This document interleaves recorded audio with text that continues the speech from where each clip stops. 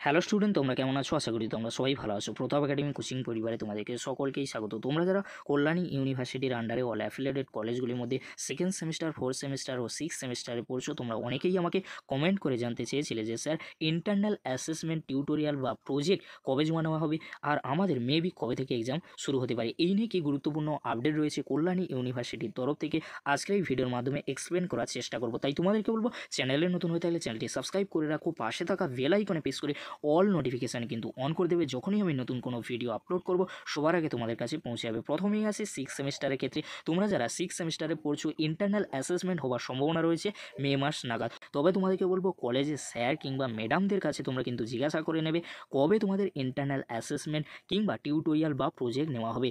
কারণ তোমাদেরকে বলে রাখি, যেহেতু লোকসভা নির্বাচন রয়েছে মে মাসে, তোমাদের সামার ভ্যাকেশন অর্থাৎ তোমাদের গরমের ছুটি কিন্তু পড়তে চলেছি। তাই তোমাদেরকে বলবো, অবশ্যই তোমরা কিন্তু কলেজে যোগাযোগ করে নেবে। কলেজ থেকে কিন্তু জানিয়ে দেওয়া হবে কবে তোমাদের ইন্টারনাল অ্যাসেসমেন্ট, টিউটোরিয়াল বা প্রজেক্ট জমা নেওয়া হবে, আর তোমাদের কবে এক্সাম হতে পারে। তোমাদেরকে বলে রাখি, সিক্স সেমিস্টারে তোমরা যারা পড়ছো, তোমাদের এক্সাম মেবি কিন্তু জুন মাসের লাস্ট উইক নাগাদ হওয়ার সম্ভাবনা প্রবল রয়েছে। তাই তোমাদেরকে বলবো, তোমরা এই গরমের ছুটি, লোকসভা নির্বাচনের যে ছুটি রয়েছে, এই ছুটিতে তোমরা বাড়িতে ভালো করে প্রিপারেশান নিয়ে নাও। তোমাদের খুব একটা বেশি কিন্তু ক্লাস তোমরা পাবে না কলেজ থেকে। তাই তোমাদেরকে বলবো, তোমরা যারা সিক্স সেমিস্টারে পড়ছো, তোমরা ভালো করে বাড়িতে প্রিপারেশান নিয়ে নাও। তোমাদের এক্সাম মেবি কিন্তু জুন মাস নাগাদ হতে পারে। এবারে আসি ফোর্থ সেমিস্টারের ক্ষেত্রে। তোমরা যারা ফোর্থ সেমিস্টারে পড়ছো, তোমাদের ইন্টারনাল অ্যাসেসমেন্ট, টিউটোরিয়াল বা প্রজেক্ট নেওয়ার সম্ভাবনা রয়েছে মে মাস নাগাদ। যখনই সিক্স সেমিস্টারে নেওয়া হয়ে যাবে, তার পরবর্তীতে তোমাদেরকে জানিয়ে দেওয়া হবে কলেজের তরফ থেকে ইন্টারনাল অ্যাসেসমেন্ট বা টিউটোরিয়াল বা প্রজেক্ট তোমাদের কবে নেওয়া হবে। তোমাদেরকে বলবো, তোমরা কলেজের স্যার কিংবা ম্যাডামদের কাছে জিজ্ঞাসা করে নেবে কবে তোমাদের ইন্টারনাল অ্যাসেসমেন্ট, টিউটোরিয়াল বা প্রজেক্ট জমা নেওয়া হবে। এবারে আসি তোমাদের কবে এক্সাম হতে পারে। তোমরা যারা ফোর্থ সেমিস্টারে পড়ছো, তোমাদের এক্সাম কবে হতে পারে।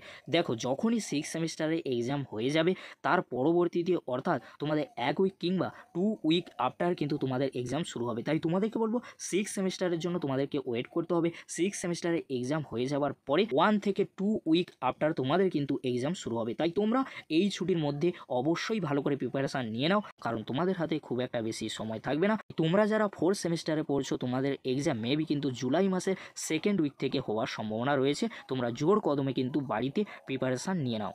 এবার আসি সেকেন্ড সেমিস্টারের ক্ষেত্রে। তোমরা যারা সেকেন্ড সেমিস্টারে নিউ স্টুডেন্ট রয়েছো, অর্থাৎ সিসিএফ অর্থাৎ এনইপি স্টুডেন্ট রয়েছো, তোমরা অনেকেই কিন্তু আমাকে কমেন্ট করে জানতে চেয়েছিলে যে স্যার আমাদের ইন্টারনাল অ্যাসেসমেন্ট কবে নেওয়া হবে, আর আমাদের এক্সাম মেবি কবে হতে পারে। তোমাদেরকে বলে রাখি, তোমরা ফার্স্ট সেমিস্টারে এক্সাম অনেকটাই কিন্তু দেরিতে দিয়েছিলে। তাই তোমাদের এক্সাম মেবি কিন্তু আগস্ট মাসের দিকে হতে পারে। তাই তোমাদেরকে বলবো, তোমরা অবশ্যই ভালো করে প্রিপারেশান নিয়ে নাও, কারণ তোমাদেরকে অনেকটাই কিন্তু সময় দেওয়া হবে।